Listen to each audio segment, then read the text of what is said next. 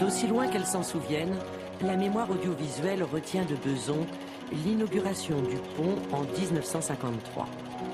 À cette mémoire officielle de la cité ouvrière du Val d'Oise, la mairie de Beson a voulu ajouter la mémoire populaire. Les premières habitations à loyer modéré sortent de terre en 1960. Chantal, Marius, bonjour. Marius et Chantal emménagent Cité des Belles-Vues avec les premiers locataires. Ce sont leurs souvenirs que Serge, Jean-Pierre et son fils, tous trois besonnais, sont venus recueillir pour écrire la mémoire de la ville. Quand je suis arrivé ici, elle m'a dit, surtout, il faut acheter des patins. Il faut mettre des patins par terre. On les met plus maintenant. Ça se fait plus. Le lino est resté intact.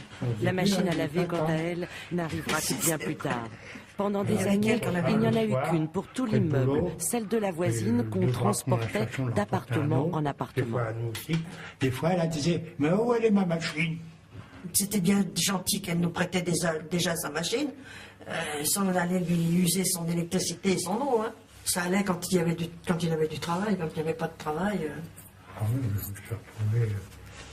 Le chômage, c'était pas le chômage de maintenant. Hein. Comment on appelle ça?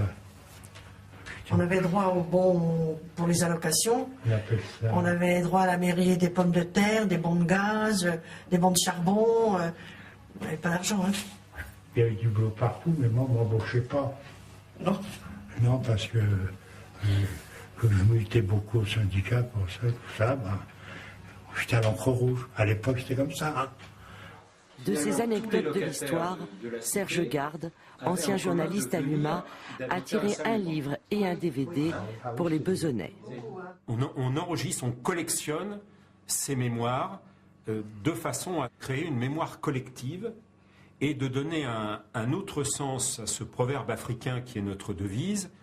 Quand un ancien s'en va, c'est une bibliothèque qui brûle. Avant d'arriver Cité Bellevue en 1960, Jean-Luc et sa famille vivaient dans un taudis nommé Cour des Miracles.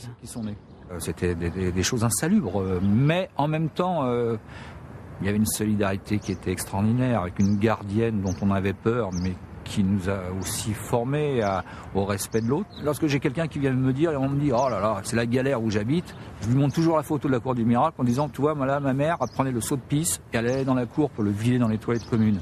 Imagine quand il gelait. » Quel souvenir vous en gardez?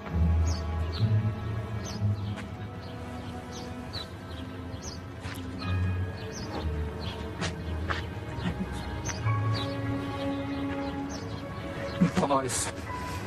Mais vraiment...